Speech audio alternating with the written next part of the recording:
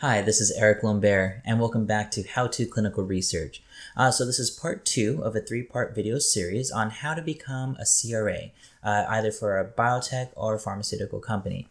In the first part of this series, we discussed the resume development as being the first step in becoming a CRA. So in this episode, we're going to be talking about speaking with recruiters as being the next step in becoming a CRA.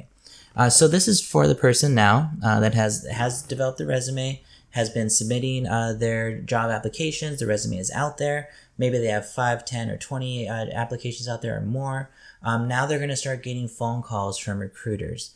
Okay, now the first thing to remember is that recruiters are filters. They're the first line of defense for the companies that they are recruiting for. And it's their job to find good candidates for whatever position they're trying to fill. So let's keep in mind that recruiters, they have a checklist as mentioned in the last episode, and they're trying to fit people to this checklist. And if you're missing 1, 2, or 3 items on that checklist, it's really easy for them to just kick you off and go on to the next one. So keep that in mind. And the process that I'm about to go into is to describe how to not get kicked off that checklist and how to get the thumbs up from them and move forward in this process. Okay, so first keep in mind that they're looking for keywords essentially. Okay, so some keywords would be PSV, IMV, COV, SIV. These are all the monitoring type visits. Make sure you bring these up in conversation, any experience that you might have in that. Make sure you state it as that's something that they're looking for. Another big one are FDA audits. List any experience that you have with FDA audits. It could be a mock audit or the actual FDA audit. Maybe you helped out, etc. Just mention that in conversation. Also, what you want to bring up is your system experience. So that's going to be your eTMF experience, EDC, and CTMS experience. Next are pending item reports. That's a big thing that CRAs do. So discuss anything that you have done in regards to pending items. And that's for the site startup process. CRAs will send out pending items list to sites that they're trying to activate. I can get more into this detail on maybe how to actually do the job functions of being a CRA. Let me know if you guys want that down in the comments. Next are trackers. You want to bring up any trackers that you've worked with. So trackers would be like for the purposes of tracking CTAs, the contracts for sites, etc. It could be any sort of tracker. Make sure you mention your experience with that. And a big one, of course, is source data verification, SDV. That's another huge one. Mention experience conducting that kind of work. And then any regulatory experience. So working with a central IRB or a local IRB or both, bring that up in conversation. So the next thing that recruiters are looking for is your relevant job experience to the company that they are recruiting for. Okay, so if it's a biotech company or a pharmaceutical company, they're going to be asking you questions in regards to either biotech or pharmaceutical experience. And then even further, if it's let's say a medical device company, like a pulmonology device company, etc. They're going to be asking about your specific experience for that field within, biotech or pharmaceutical. So make sure you have that experience ready to go and you can easily speak on it. Now, of course, they're going to have questions for you. So some examples of questions would be your expected salary range.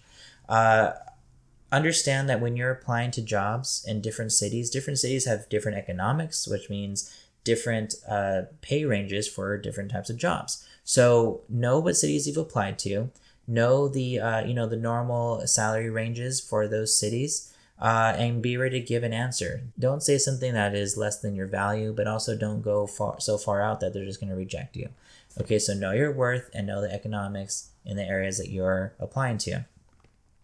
Next, they're going to ask if you're okay with contract positions. Many times, recruiters will offer you a contracted role, which means that you're not a permanent employee, which means that you're hired through the hiring agency. You wouldn't necessarily be hired through the pharmaceutical or biotech company.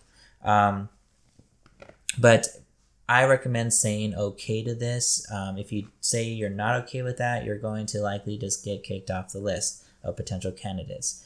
Okay, so some downsides of the contracted role are that you may not have benefits, or they might be limited benefits, but ultimately this is a way to get your foot in the door. This is essentially how you earn your stripes, and I'll make another video on how to get out of a contracted role and become a permanent employee. That can be a separate video. Again, leave a comment down below if maybe you want to see that video. But again, I recommend saying that you're okay with a contracted role. Next, they're going to ask about how many studies you've conducted and how many years of experience you have, and maybe in a certain field. So be ready to quantify those numbers. And then they're going to ask, are you willing to relocate? So I hope that, if you're applying, let's say in San Francisco and you live in LA, that you're okay with, being relocated to that city, of course. So, of course, say yes to those questions. And then they're going to ask, are you okay with travel? Traveling comes with the territory of being a CRA or a monitor. More so for monitors because they work in the field. CRAs are more in-house, so they might not travel as much. But typically a recruiter will ask you in terms of percentage. Are you okay with 25% travel, 50% travel, or even 75% travel? I recommend saying yes to these questions. You don't want to just get yourself, weeded out because you're not okay with travel. If you're not okay with travel, then maybe the CRA role isn't right for you. Okay, so I recommend saying yes to that question, of course. Next, they're going to ask for a copy of your CV, but they're looking for a Word document. So make sure you have that ready as well so you can send it over to them right after the phone call. They essentially just want to take your resume and maybe fit it into a format that they have that they submit to the hiring manager so that the hiring manager can review and get back to them with candidates that they want to move forward with. So at the end of the conversation, you'll know right away if the recruiter likes you. They'll essentially tell you, okay? If they don't like you, they'll let you know. They'll say, I don't really think you're what we're looking for. You're lacking some experience that we really need. Or they'll tell you, man, I'm so excited that I found you. You're just what we're looking for. I'm going to get you submitted over to the hiring manager right away. Okay, so you'll know the difference at the end of that. Don't let negative phone calls put you down. It could be that maybe it's not your fault. Maybe you just don't have the experience that they're looking for, and that's okay. Other times it could just be that you didn't convey the message properly. Maybe you said something wrong. Maybe something didn't come out too clear, and they just didn't get it. So again, it's a learning experience. Learn from your mistakes and be able to do better on the next one. You're always going to get more no's than you're going to get yeses. Remember that. Okay, you're going to win in volume. Overall, this is a kind of big picture on this process on speaking with recruiters. I will be releasing a ebook, so keep an eye out for that. The next episode in this series is part 3, and that's going to be on the in-person interviews. So keep an eye out for that. And leave a comment down below on any other videos that you might want to see, and I'll look at them, and if I can do them, I'll make the video for you. Okay, and of course, if you need some further help, again, I'm open to the consulting services. So again, leave a message down below and we can get in touch. And if you like this video, hit the thumbs up and subscribe, and I'll see you at the next episode.